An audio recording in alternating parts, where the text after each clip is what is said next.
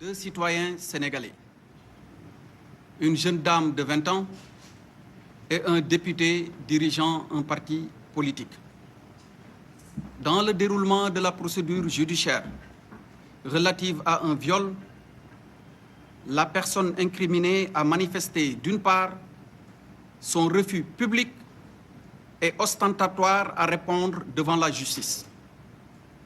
Il a d'autre part, par des messages répétés, lancé des appels à la violence, à l'insurrection et à l'affaiblissement de l'autorité de l'État. Ces actes de provocation sans précédent et sans commune mesure ont provoqué, avec le soutien de forces occultes identifiées, des manifestations violentes dans plusieurs quartiers de la capitale et dans d'autres localités du pays.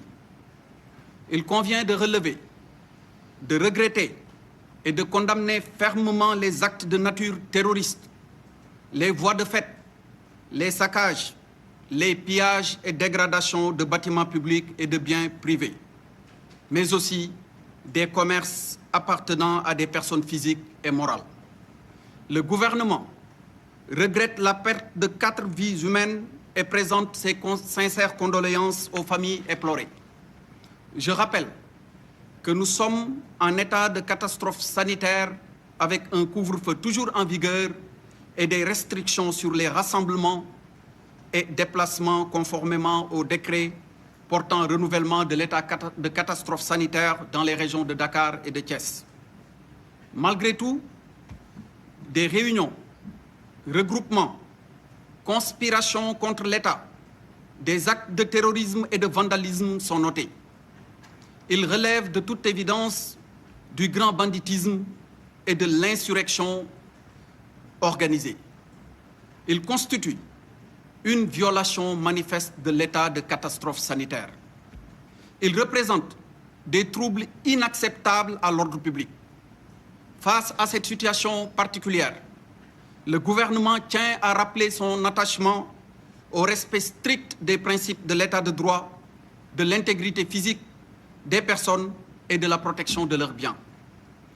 Toutes les personnes auteurs d'actes criminels seront recherchées, arrêtées, poursuivies et traduites devant la justice.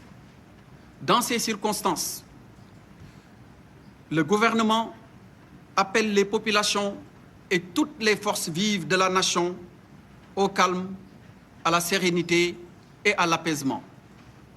L'État mettra tous les moyens, et en train d'ailleurs de le faire, nécessaires en œuvre afin d'assurer le maintien et la restauration de l'ordre public, la protection des personnes et des biens et la préservation des institutions. Avec l'intensification de la campagne nationale de vaccination, nous nous mettons dans la perspective, et c'est une annonce que je vous fais, de la perspective donc de l'allègement du couvre-feu sanitaire.